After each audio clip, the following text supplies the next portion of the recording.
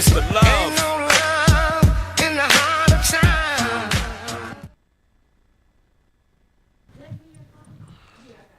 Cheer! Wrong show. But look though. Shout out to them though. But look though. I got army guns. Man, look, man, it's Thursday, man. Welcome to Heart of the City Radio. Welcome. We back once again, man. I'm your boy, Backward Breezy. And to my left, I got Mr. Nobody, a.k.a. No Every Damn Body. You know what I'm saying? And to my far left, I got my Ace-Boom Contract. Hey, you guys. We are Heart of the City Radio. You know what I'm saying? Catch us on listenvision.com. Welcome. YouTube, we global. We got a couple followers all over the globe. We got about 6-7 people that about watch. 6-7 people watching it. So you can YouTube us. Shout out to all 6 of y'all, man. We love y'all. We love y'all, We man. love y'all, man. We love y'all for tuning in. Yes, indeed. Man, it feels good to be here once again, y'all. It does. With the whole crew. Got the whole crew, man. Everybody been missing her, you know. We've been missing y'all. Yeah. You know, I got all y'all here tonight. We back. And with that said, I'm gone. Fuck that. Oh, Lord. But we got a Hey, Marty. we got a special guest tonight. We got Miss Mionte Cabeda. Did I say that right? Cabeda. She just put an awesome piece together called "What Happened to Chocolate City."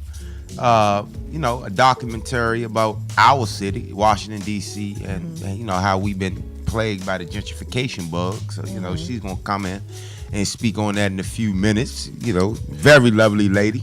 And might I say, she's real adamant about her work because we had her up here earlier this year, and this was pre the documentary. Yeah, she was in the she making. Actually got it done. Right. So for all you half steppers out there, man, Thank you. You better pay attention, man. Mionte's Yes. on her J.O.B. She's on her J.O.B. I love her. Yes. A good friend of mine. She actually let me be involved with the project. Yeah, that's big. Oh, so you on camera? She let me get on camera. Man, Let my ghetto ass get on Oh camera. man, that's big, man. You know what I'm saying? No. Yes, indeed. They let my ghetto ass. That's Ooh, no. boy. That's big. But you know what? I kept it professional for the most part. For the most part, I think. I don't know. I don't know either, but you know what I'm saying. You never know until you have to look back at yourself and be like, oh man, I do it all. I don't watch myself. like I'm an ignorant bastard. can't Like do I it. don't believe. I go too hard. Did I just say that shit? You Yeah, know what I'm real saying? bad. So you know, but before we bring her on, what's happening with y'all though? What's been going on? Oh, nothing. You know, just growing up, maturing, learning. You know, I've been a little bit on my Oprah Winfrey, Oh shit. kind of like Monique stage. You know how Oprah didn't address Monique? I ain't know that. Oh, you didn't know when Monique tried to go on Oprah Yeah, Winfrey? she went all and the Tyler way. Perry And shit. and Oprah. You know, I'm a billionaire. Oprah ain't I don't even think she even heard. Yeah, that, she don't even talk to people like that. Shame on you, Harpo. Yeah, shame on you, Harpo.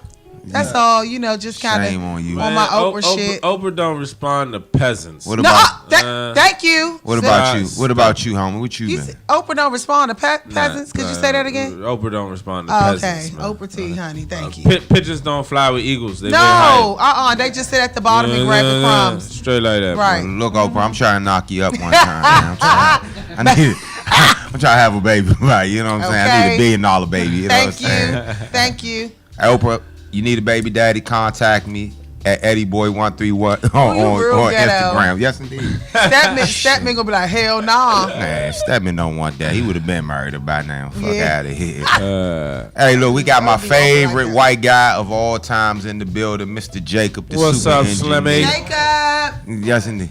Jacob, how was your week, Jacob? We had what mic am I on?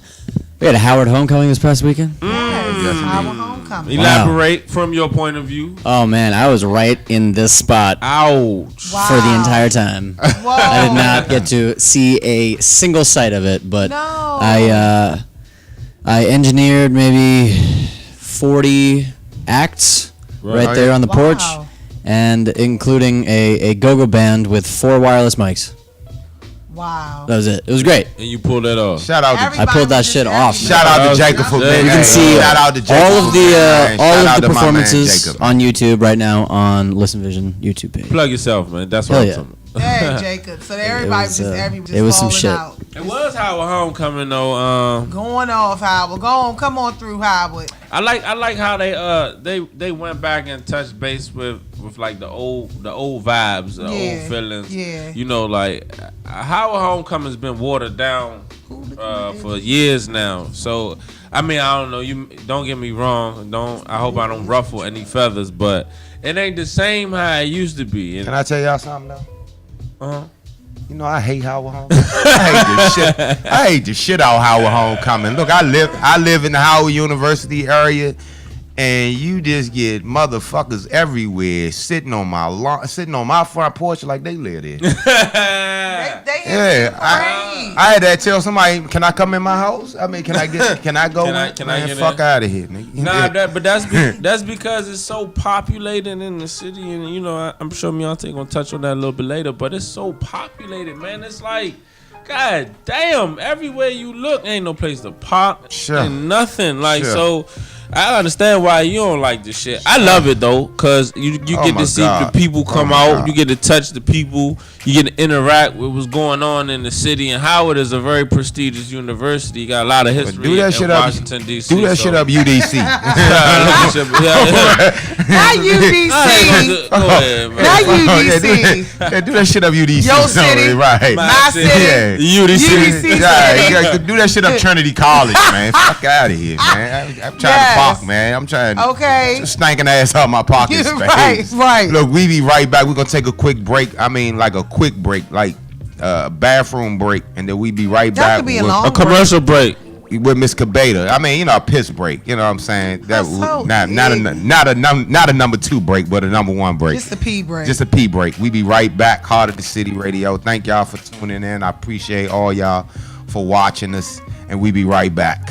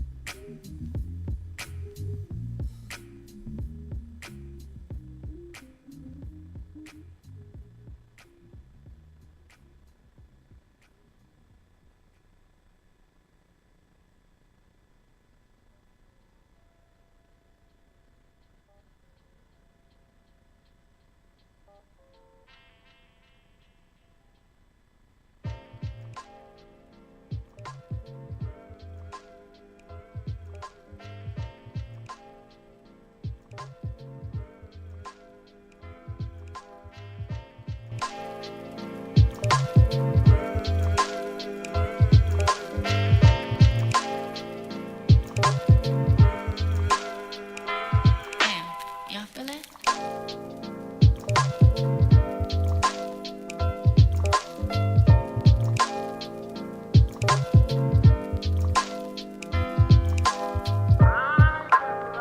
Pretty girls hang together. Like, is that like a cold? It has to be. Can't get it. It has to be.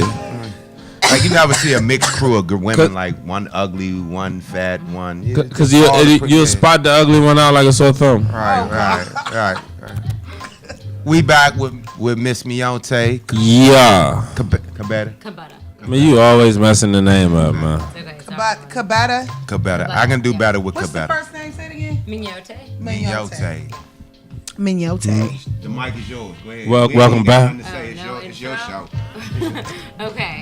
Do you need to send footage to the engineer? I can send footage. I have, but I don't have my phone on me. She has it. Oh, they well equipped over there. Okay.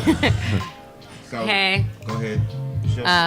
My name is Mignote. I'm the writer and director of What Happened to Chocolate City. It's a film I've been working on for 3 years now. And we are closing out production and entering our final stage, which is post-production, editing, music, all of that, and getting ready for a spring 2018 premiere. So right now, before we get into like the logistics of like what the film's about and all that, the main thing that we have going on is our post-production crowdfunding campaign. We just released our 1-minute promo video and our Indiegogo campaign to raise $30,000 to bring this film to completion. Editing is shooting so important and getting the story so important, but piecing together, we have over 70 hours of footage, just an hour of you too. So it's a lot of cutting all that into less than 90 minutes. So that part takes a long time and a lot of money. So we're raising funds right now for that. How has that been working out for you? We just launched right before Howard Homecoming, so we kind of waited till that finished. So now I'm about to go into events, and so it's a slow start, but we're hoping to pick up soon. And all this is independent groundwork. Yeah, so to me it was really important to be an independent film and not accept funding from any donors that would kind of have strings attached to the money. I think in order to tell the true story of DC, that freedom was necessary because DC's story is so complicated, and I didn't want to stray away from the truth, and I didn't want any money that would control that. So yeah, basically, so you eliminated people wanting to put their influences in it. Yeah, right. Exactly. I get it. Exactly. So what is the naked truth Ooh. about DC and all the gentrification issues that's going on? Like, what is the truth that the people aren't aware of? Because I know you were the definition of behind the scenes when it came to this. So what is it that the people really are not being informed truthfully or honestly about? I think the biggest thing is a lot of times when you hear the narrative or any discussion about gentrification, it's very ambiguous. You don't know, is it good, is it bad? They talk about it within a time period of 20 years or so. But in actuality, you can date back from the 30s till today, all the things that were put in place to get to the city that we see today, right? So I think the hard part is the naked truth isn't simple, that there was a lot of complicated things that went into manufacturing the city that we see today. Okay. So even taking it before the 68 riots, you can go into looking at a community suffering from PTSD of slavery. DC was the first city to emancipate slavery in the nation. So you had all these, you had all these freed slaves coming to cross over this border for freedom. And then DC was also the hub of the civil rights movement. So in 68, that's why DC suffered so much from the riots after MLK's assassination, was because so many civil rights activists were right here in the city, fed up with that. But it was the black neighborhoods that burned down. So you have all these things that go into play, that many people don't realize when they're sitting in a restaurant on 14th and U or going out on U Street or H Street, not knowing the history that went into creating these neighborhoods that we see today. And I think being able to take it down from a 74-year-old character who grew up in segregated DC to a 42-year-old character who was impacted by the crack epidemic and mass incarceration and the war on drugs, to an 11-year-old who is living the repercussions of all these generations. Yeah, I need to go get that. Plug it one more time. Now, what happened to Chocolate City? Now, what was some of the most profound things that you might have heard throughout, talking to, the three age groups? Well, or what was the most consistent theme that you might have heard? I think the most consistent thing is between the 74-year-old generation and the 42-year-old, with the 74-year-old having grown up despite being in a working class family, being able to see black success in this city and know that if I work hard, I can achieve that, to seeing the crack epidemic dismantle an entire generation. And I think that's where you see the real turn is, the 42-year-old is, his main thing is, not all of us are dealt the same deck of cards. What happens when you're not really given a choice, right? And what happens when you peel back the layers of choice, right? It's easy to talk about choice when you come up in an environment where you may not need to, participate in illegal activities to provide for anyone in your family. And I think that's, to the point where you create this subculture when you get down to the 11-year-old, where she's so far removed from the reality of transplants in this city that, our two worlds don't intersect at all in a way that we can understand each other unless we're willing to go back and see this history. So for her, she's one of the most profound lines, honestly, comes from the 11-year-old when she says, I don't know if I'm going to make it, but I can't think that way. I have to have hope. at 11 years old to be able to say that and to see the world that way, I think that was the line that stuck with me the most. That's. But Wow. you know what? It's disheartening as it was. I can understand, her true feelings, because it was times growing up that we ain't feel like we was gonna make it. I mean, I grew up in the height of the crack epidemic in DC. So my story and the 42-year-old, which was Tony Lewis, correct? Tony Lewis is in it. But Okay. Mike Perry. Okay. Mike Perry. Okay, but we all kind of live that same in that time frame. So you develop a sense of hope in this when your classmates are being murdered, or your childhood friends are being murdered, and you don't have an understanding of what's really going on. You know what I'm saying? You got friends that turned on friends due to small profits from the crack trade. So it was what it was. So I can understand that sentiment from that child, but at the same time, it's you would think that things would have got a little bit better. Yeah. You know what I'm saying? With all the gentrification that's coming about, and I have no problem with the change. It's just that it seems like it's limited to certain groups of people in the city, Right. and that's the problem that I have. That's the thing that I have a problem with. That you still have a lot of people of color that's still disenfranchised. That's from this city. Yeah. And the wealth, the margin of wealth is not being distributed equally. Exactly. So I think that's the disheartening thing about this whole gentrification thing that's coming about in our city and every major city in the United States. Exactly. I have a question. So when you talk about these three, is it 3 or 4 different generations? Three generations. Three different generations. Do you think that in any of the 3 of them, which one will appreciate gentrification more than the other? Do you think it will be the 11-year-old, or do you think it will be the older person that seen it, change, come from, Chocolate City to, we only have dog parks around. So who do you think appreciates it more?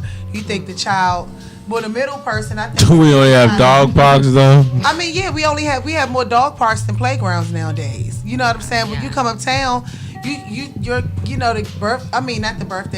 playgrounds that the kids used to play in is dog parks now. I mean, it's I'm being honest. Where I live right here, and literally the next street over, it's $600,000 homes. And gated community. It doesn't even look like Southeast. If you come down my street and go down the very next street, not saying Southeast looks bad, but I'm just saying it doesn't look. You look like you're probably somewhere it may be Gaithersburg or something, far away. They have gated communities right down the street, and it's still Ward 8. So if you put this right here now, I can imagine what you're going to be doing in the next 3 to 5 years. I just rode on the highway and I saw Homeland Security. I watched it I couldn't, see it, but we knew it was being built right there because I live literally 5 minutes away. So when I drove past it, I'm looking, I was like, dang, it's a whole city back there, that you would have never even knew, and we are right here. You don't even know this stuff exists. So, I mean, I kind of appreciate it because I do like the change. I think, it looks better. It gives people more opportunities.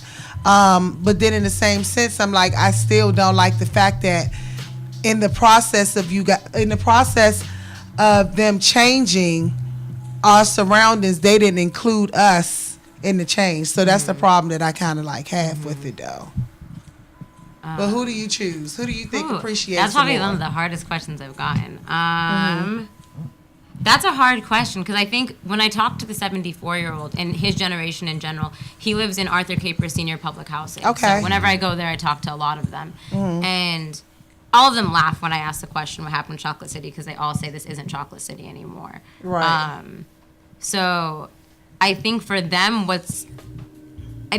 they appreciate seeing the beautification of the city, but I think for them it's hard because they really saw it at its peak of being like a strong, independent, self-sufficient Black economy, Black culture, and they saw it through its hardships as well and lived through that.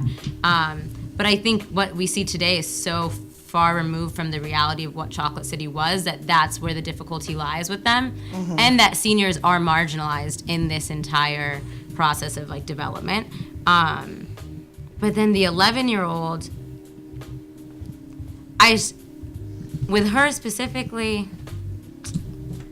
her reality, so she grew up in Kenilworth Courts and was pushed over to Woodland Terrace in Southeast. Oh, wow. So They pushed her out the frying pan Yeah. into the fire. Yeah. Yes. Baby, damn. Into what? To what? Yeah, right.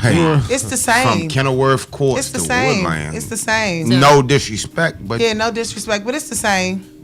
So I think it's the education in a way. It's a hard question. I think the sense of hope might be there with the younger generation because they see the development and some of them may be too young to realize the exclusionary factor of it, that component of it. But I think they have that middle generation that's now a lot of the returning citizens and a lot of the people who've been in the community fighting so hard. They're really fighting for that generation. And I think if that's successful, then that generation can actually benefit from a lot of this development and can try to work. I think one of the I had a meeting with Silas Grant recently, and he was saying, like, shout out my man Silas. What's up? And he was saying, one of the things that a lot of Black Washingtonians need to do now is when they're developing the wharf, when they're making all these new spaces in the city, we need to be present. We as in Black Washingtonians, I'm not a Black Washingtonian, but that, together as a community, these public spaces, though they may be spaces in this country were never created for Black people. So what stopped us back then from taking it, right? So right now it's like this was a Black city. They're developing it in a way that's not accommodating to a lot of the people from here. But if you're present in these spaces, he gave Ivy City Smokehouse as an example, which I think is a great example. You go in there any given day and you're gonna see a lot of Black people. So as they develop these places, affordability obviously is a big barrier, but if it's a public space, be present. And I think just getting out there and making sure that people feel comfortable or forcing the comfortability in a way, because these places are going to continue to develop. Unfortunately, that's the reality of how this machine operates. So it's making sure that, they're not going to try to make you visible, but you force yourself to be visible. Yeah, you definitely have to be. I have to say something else too, because I've noticed something in the school system, I think, which DC tried to, I think with gentrification, that a lot of the Black people, we have to just take advantage. We are used to getting in where we fit in. So I think with the opportunities that come with it, we need to, try to get, be a part of those opportunities. Because I look in the school system and I see that, a couple of years back, it was, they building these charter schools. I got to get my kid in this charter school. It's a better education. Yeah, it was like a better alternative. Yeah, but now it's like, okay, cool. But then the way they did, like Ballou, for instance, Ballou looks the bomb. We finally got a full class of every senior in the school last year was graduated and was accepted into college. So that it showed how we can change as being Black people, but I think our surroundings, when they show us better, and give us broader opportunities, I think if we do take them, we'll be fine. Because I'm like, I live right down the street from Ballou. My kids, they're in elementary school, but I take them way across town to go to school every day. And I'm like, because I thought putting them in a charter school was the best thing to do. But now you got the school that was probably the worst high school in the District of Columbia looking like this. And their curriculum obviously has changed because everyone has been given a chance. Do you think that they're doing this because they want the test scores and the rates and stuff to go up for when the other people come into school and start invading the neighborhoods and sending their kids to school, and instead of us going to The best charter school on that side of town will be what, Thurgood Marshall by Anacostia. So do you think that we'd start, going in and they'd start going to the public schools? No, they definitely going to. I mean, the thing about what's going on in this city, I ain't mean to interrupt you, but we had this conversation all the time, is that when you get a certain clientele that's moving into an inner city, if I'm paying $500,000-$600,000 for my house, I'm not trying to pay that same amount. I'm not trying to pay for education. I need my school standards to be up. My tax dollars is what is allotted for public schools to flourish. So you think like this in the city at one point in time, if most of your public schools are in desolate neighborhoods where they're not really receiving taxable dollars coming out, your school system suffered. Right.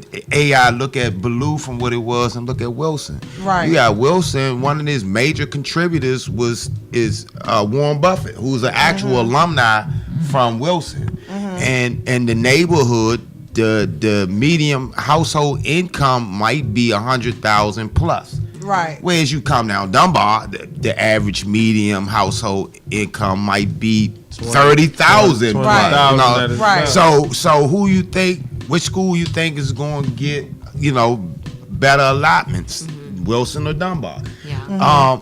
I think the thing that sucks with this whole gentrification thing, and it's like, if you go city to city and view the landscape, the racial makeup, and then you come to DC and you look at how DC is broken up racially. Okay, let's say Baltimore. Baltimore got a poor population that's mixed with black and white. Memphis, New York City. When you come to Washington, it's no poor white neighborhoods. Hello. So, where gentrification might affect the poor in other cities, black and white, DC, it only really affects one racial. I've never seen a poor it's not one poor white neighborhood in DC. And that's how I let you know that DC, it's a city of wealth. Right. Like we was the least hit throughout the recession. Right. Like, DC might have, when the housing bubble bust. Right. What I'm saying? A lot of people didn't really tank. The business economy never tanked in Washington. You had a few people that tightened up their belts a little bit. But, for the most part, we never really suffered from the recession. Right. Whereas a lot of other cities did. So, it's like I said, it's a lot of money in this city. The problem is we don't know how to go get it. Right. You understand what I'm saying? Where do you get it from? Yeah, right. So, without having to know somebody. Right. Where do you get it from? Where do you get it from? Damn. Right. That's why we got people like me on to drop that. Yeah, she dropped that doc. Can we get a glimpse of it, though? Yeah, let me... you don't have my phone. We need to take a break. Yeah, if we take a break, I can get... we be right back in 2 minutes, y'all. We're going to be right back. Y'all need to get this information. Tune in to www.listenvisionlive.com if you Heart of the City Radio. You ain't got to look at me all day. We be back in about 1 minute. We're going to show a clip. www.listenvisionlive. Hey.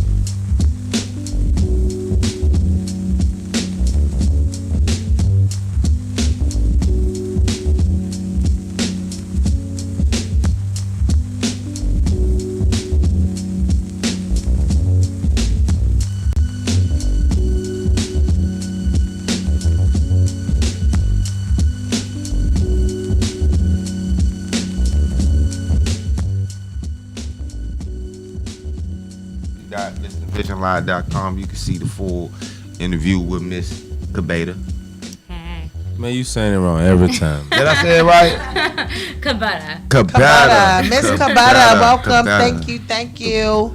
Miss Kabeda. Kabeda. Sister Miss Kabeda. Think, He was right. Think better. And then just add a Kabeda. Did I say that right? Yeah. Better? Kabeda. Kabeda. You know, Africans stick together. You know what I'm saying? funny guy. We back to Heart of the City Radio with Miss Kabeda and crew. We was talking about what happened to Chocolate City. It ain't so chocolate anymore. But you know what? I'm before we get into this, you know, every time I get on the highway, right, I like to play this game of spotting DC tags and shit, right? So if I see somebody, Lord. no, for real, when I'm driving like out of town, I always just like the license plate hunt. So I just see a DC tag and I pull up and I hit the horn, right? You know, on the peace sign, you know, city love. And at one point I started, hold up. Where all these damn white people got these coming from with these DC tags, man? The fuck is going on, man? Right. But you know what? When they announced that Homeland Security was going to set up here, You after knew that, it. I knew That was it. Because I mean, people It's beautiful over there too. It's beautiful. I mean, people actually feel safe against terrorist attacks. Yeah. Here, you know what I'm saying? You might get Right. robbed. Right. But you know what I'm saying? Yeah. They ain't coming with that bullshit. Not at all. It's too many police. Yeah, it's too many police departments here. Yeah. So, without further ado, would you like to introduce your clip? Oh, yes. So this is our 1-minute promo video, and then it closes out with our 1-minute campaign video. So it's a perfect transition into it. Again, we're fundraising right now, $30,000 by November 23rd to finish out the film. It's just like if 3,000 people give $10. So, all we for need. those that for anybody that wants to donate to the cause, which I advise everybody to do, how can they go about you can that? either go to our website, which is wh2cc.com, or you can go on Instagram to @wh2cc, and the link's in the bio. The longer way, or maybe an easier way, is just to Google what happened to Chocolate City Indiegogo, and that will come up. So those are 3 ways. But follow us on social media, and that's probably the easiest. All she need is 3,000 people to give Give her $10. So 6,000 for give $5. $5. Hey, listen, man. Listen. $5, y'all. Listen, if you can get a dope man $5, you can give. You're damn right, man. You know what I'm saying? You're Look damn out right. for it, man. You're Look. damn right. Look, And it's DC, so we know y'all smoking. 'Cause Yeah, it's That's legal. good too. I'm trying to keep my house in the city, y'all. Yes. You know what I'm saying? And she's trying to help me do that. So help this lady so she can help me. Yes, and tell your friends. That's an easy way to go about it too. Yes. Okay. Word of mouth. So let's get into this clip right quick. Let's see the clip. People are coming here to chase their dreams, and people born here feel like they're in a nightmare. The income of African American residents who were born in the district is getting lower year after year after year, while the income of everybody else in the city is rising. DC was probably one of the strongest African American communities in America. It was known, Chocolate City. The U Street corridor, the A Street corridor, these places were all black. Not kind of black, they were all black. Now you'd be like hard pressed to see black people that live in those corridors. Gentrification came in full force and just kept on pushing. It's 1968 on. We're gonna keep developing everywhere while you don't even know that we developing. So by the time you get an opportunity to come out, you think you came from jail. They had you locked up in your own community. Guess what? Mentally, not physically.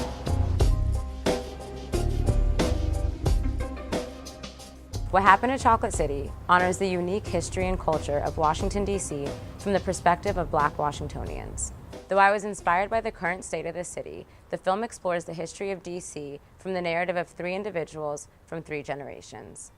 Through their lives, we will see the defining moments that contributed to the making of the city we see today. With the support of the DC community, family and friends, and individual donors, we've been able to complete 80% of production, and we'll be closing out production this month. As we enter post-production, we will need to hire an editing team, inclusive of audio and music and animation, and acquire the rights to archival footage of the district. With your support, we can complete the final stage of the film and share the narrative of the city behind the monuments.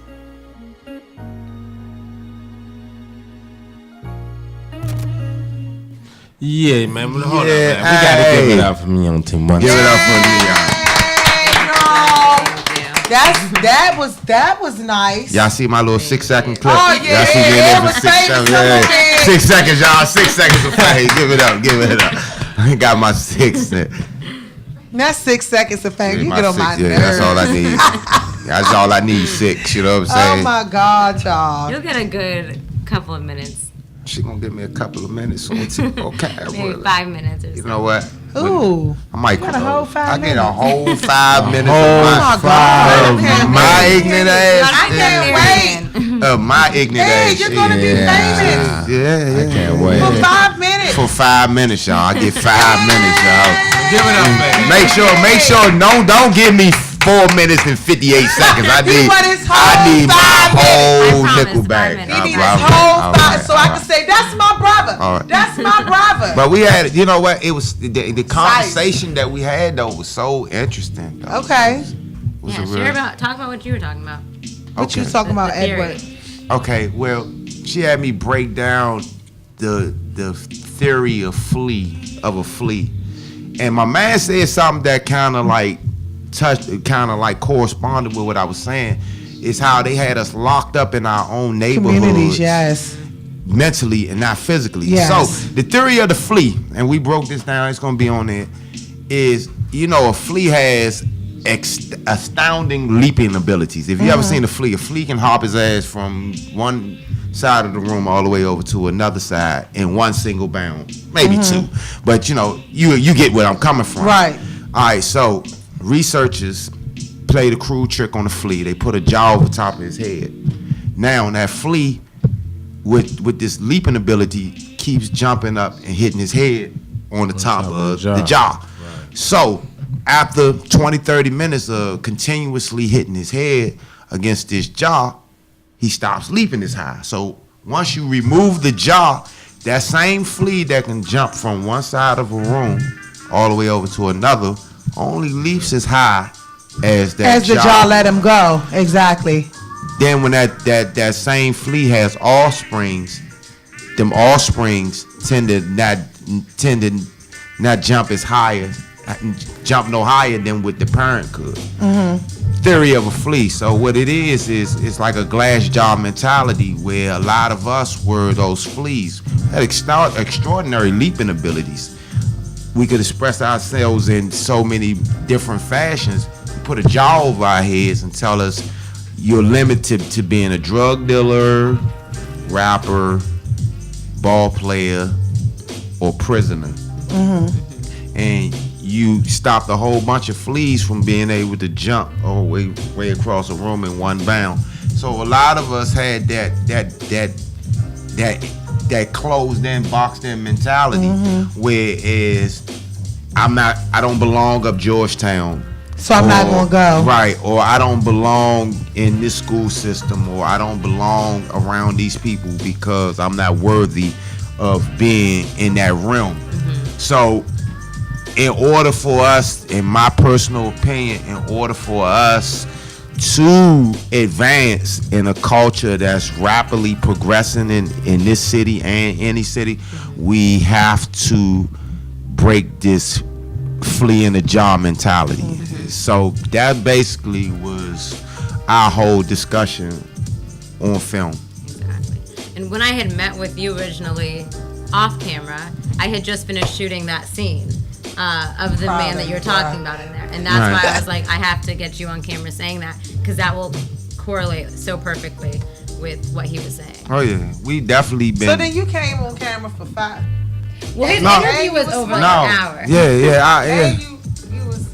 You know what? Shout out to my mother and father, because the best thing they could do for my hood ass was put me in a Catholic school. Phonics saved my life. So give it up. Give it up for May and Rudy, man. I appreciate them, man. Yes. Now, well, all right, well, let me ask this. Coming from me personally, now I grew up out Maryland, right? So did you get any feedback as far as the situation where they're pushing the DC residents out to Maryland, and now you're overpopulating certain urban areas of like such as Prince George's County, to be exact? Did you get a chance to tap into that, or? Yeah, so we briefly touch on that. More recently, we have, PG County being the honorary. All you gotta say is you don't want us out there. I got love for my man. Y'all got 8 wards. Why y'all over here? Cause it's the ninth ward now. Yes. I've actually partnered with PG County African American Museum and Cultural Center twice so far to do screenings there, and that was one of the questions that was asked there. So I do touch briefly on the fact that PG is the honorary 9th ward and that they are being heavily impacted by what's happening in DC. But I don't go too in depth into it because I think that can be its own piece in and of itself. So it's highlighted in the film and shown as a repercussion of what's happening here. But unfortunately I don't have time to go fully in depth. But I do think that's an interesting point in general to cover when you're talking about displacement of people. Where are they going, right? Because it's not like they just disappear. They still exist. And that's eventually leading to more crime in Prince George's County. Oh man, they done fucked it's up. It's crazy. It's crazy. PG, you what now? Before you could tell the difference, soon as you crossed the line. Already was fucked It was. up. No, but look. Before Vash, you could tell the difference when you cross the line, driving something. Okay, you know where you at. But now, you can't barely tell the difference. The shit is crazy. Division Avenue, all that shit on that side of PG County look the same. Well, yeah, that side, but when they start fucking with law, like God, they going hard out Bowie now, like that. I was like, hold up, man.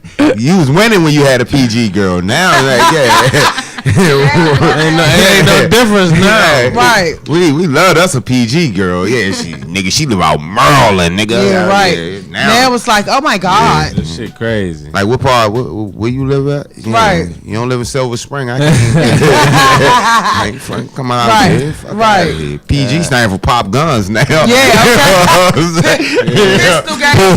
Pull guns. Right. Fuck that about PG, man. Not pull guns out. Nah, for real though. Nah, it is. But I just wanted to make sure. But like, it seems like you got everything covered. So once again, y'all need to go pick up when it comes out. What happened in Chocolate City? What happened to Chocolate City? So will it be for sale? Will this be for sale, or will it be like for? Have you been trying to shop this to major networks? Or Yeah. You think it's too real from the major network? Well, if it's picked up by a good distribution team, then they might. I feel like with Netflix and HBO, you have more chances of being able to tell a real story. So the idea is that this will be a pilot of a 3 or 5 part series. So I'll finish this as a feature film, so it'll be about 90 minutes, and then shop it around. Once I have a rough cut by the end of the year is when we can start shopping it around and showing it to people. We'll still have time to make final edits, but from there, if people want to buy it as a film, like distribute on the distribution side, or if they want to see a full series on DC, it depends on kind of their end. But my goal is to be able to get this picked up and go into a full series on DC.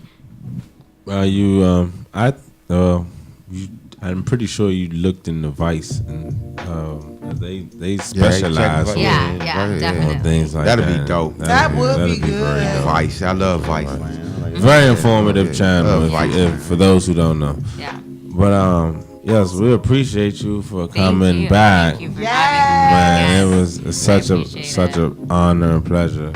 She made me feel good. She said, "I want to come back on your show." I said, "You really like us? Somebody wants to come back? You really like us? Okay. Hey, we got 7 fans, y'all. Yeah, we got 7 fans. This is our 7th fan. Yes. We steady building. You know what I'm saying?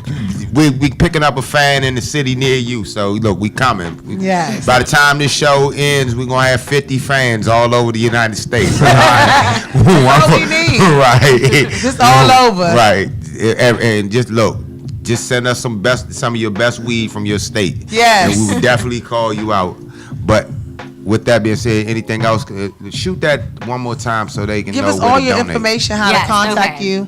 Instagram is WH2CC.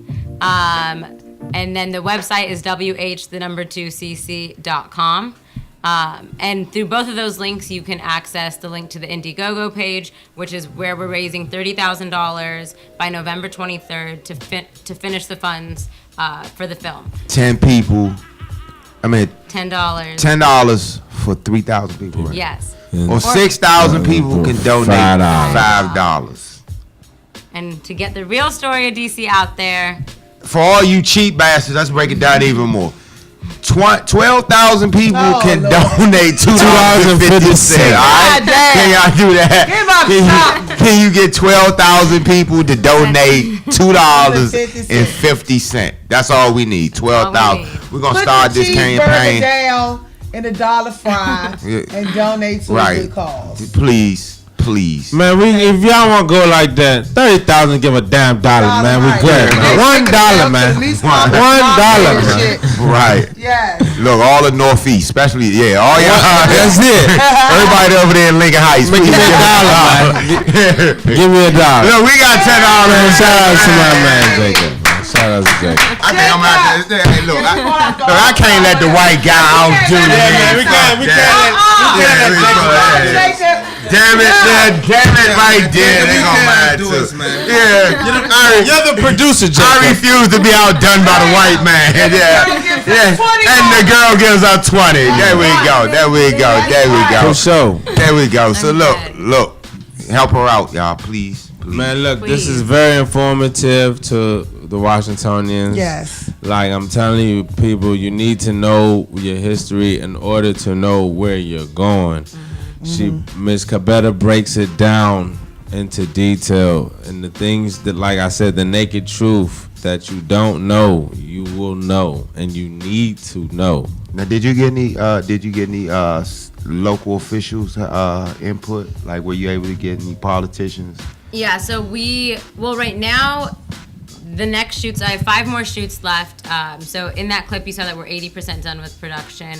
We have 5 more shoots left. We'll be filming Trayon White of Ward 8, Sharice Crawford, ANC Commissioner for Ward 8. And then also, we've partnered with DC Fiscal Policy Institute. Though they're not run by the government, they're policy analysts who advise the DC government based off their budget and trends of like poverty, tax, education, housing. So they're the ones that kind of provided all the empirical data to the film. So, and they've been so flexible with, one of the big issues is that Black residents like myself skew the data. So I'm a DC resident, I have a DC license.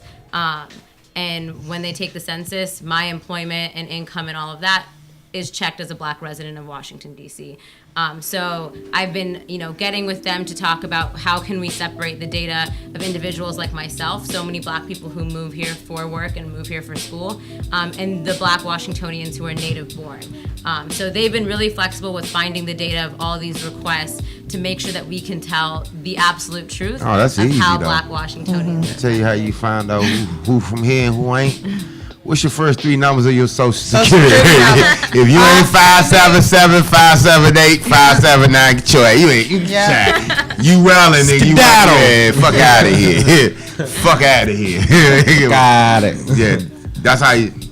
That's the hood way. That's the hood way of. Ask somebody that.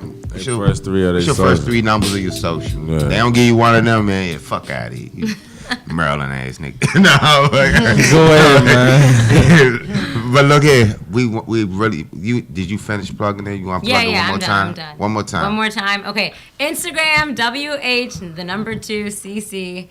Website is the same thing, WH2CC. And we're raising $30,000 by November 23rd. That's what's up. I gotta show you her friends though. She got the gang with her. The prettiest women in the world, man. All flavors, man. This is what I'm y'all. talking about. Beautiful women, Gang, stick together, gang. man. I love it, Say man. hey, I love it, man. She don't have They say hey. not a moose in her crew. That's what I'm talking about. All flying birds. I love it. Listen. We about to call it a quits because we ain't pay that much for our segment. Fuck all that. Man, we need some sponsors too, cause we got good people like. I mean, up somebody, here, man. Spearmint Gum, somebody sponsor, somebody, please, right? Bamboo, somebody, right? Somebody, but tobacco gum, somebody. we got once again, we got my man Backwood Breezy. Yeah, you know what it is, man. The lovely Miss Cabetta. Did I say that right? Yeah, you got it right this time. Finally. The sassy and trashy Miss Classy Vashy. And my favorite white guy of all times, Jacob. Mr. Jacob. The ruler. The engineer. Jacob the ruler. I am no fucking body. Don't even worry about it. Don't even ask me for nothing because I ain't got shit. I just gave my last $10 to her. So fuck out of here. Thank y'all for tuning in to Heart of the City. We'll be back next week. I love all y'all for tuning in. All 6 of our fans, man. I appreciate it. Yeah, man. Yeah, appreciate we it. we global, man. Yeah, we going global, y'all. And we out.